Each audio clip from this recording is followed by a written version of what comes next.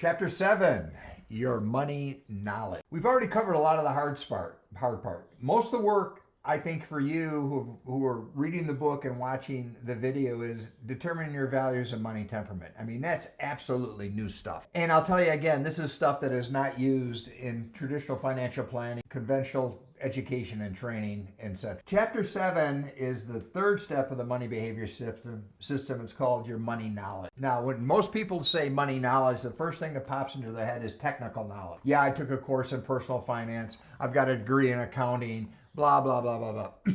Yeah, that's important, but it's more than that. Technical knowledge is important, but it's not critical. And I use a story in the book, the differences between learning how to drive a car and build a car. Most financial programs want to teach you how to build the car, not drive. And there's a fundamental difference. I mean, I bought a new car a couple of years ago. I just opened the hood last week because somebody said I needed radiator fluid and I had to figure out how to put it in. But I've been driving the car wonderfully for 2 years. You see the difference? When I went to the car dealership, he could have given me all the specs and tell me to go home and build a car. But that's not what I wanted to do. I wanted to drive. I knew that one was coming.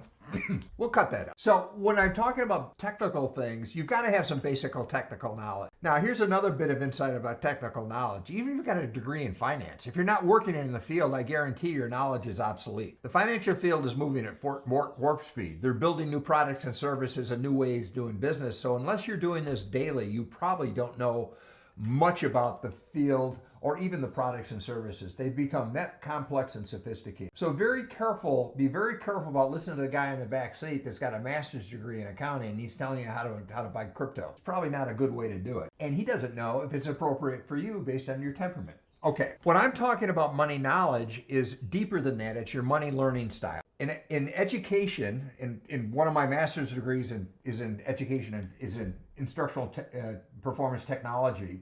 Is learning style is how you naturally process information. Learning style is, are you a visual learner, an auditory learner, or a tactile learner? This is important because in the finance industry, we tend to sell stuff emotionally, but you sign contract analytically. Think about it for a second. Let's talk about a car. You go in to buy a car.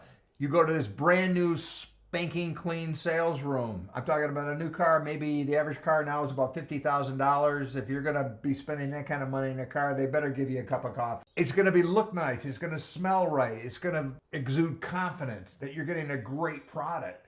But once you decide to buy that car, you go to the you go from the sales process to the purchase process.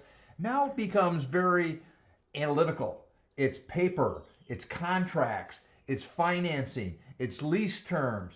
You have to be able to move from your emotional side to your rational side. If you don't do that, you're going to own a navigation system for $10,000 in a car you probably didn't really want, and a system you really don't need because you got the same thing on your phone. Does that make sense? What I'm trying to convey in this chapter is, yeah, technical knowledge is important, but when you're in a consequential or very important spending decision, you've got to put on the brakes from time to time and make sure you're getting information that works for you. So let's go back to the car dealership again.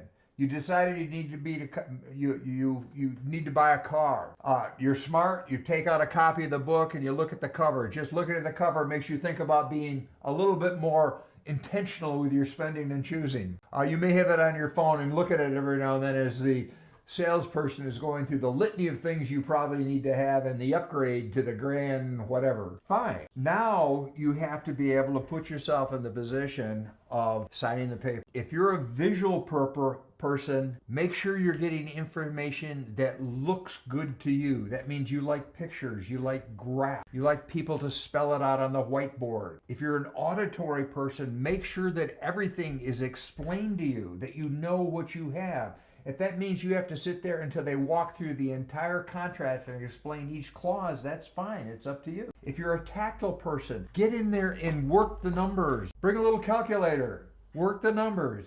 Take a walk through the maintenance bay. If you don't trust that they're saying we've got a number one maintenance bay, go look at it. The point I'm trying to make, when you've got an important decision, buying a house, buying a car, college education, financial products and services, planning for retirement. This is important stuff. It should reflect your values. It should reflect your money temperament and your behavior. And if you're going to do it right and avoid a very bad mistake with your money, make sure, demand that the information is presented in a way that you are best suited to take it in, process, and use. That means make sure the information is given to you per your money learning style. Quick pro note, if you're going through the coffee line at Starbucks and you try to do the same deal, they're not going to know what you're talking about. But real estate, cars, college education, and retirement planning, do it.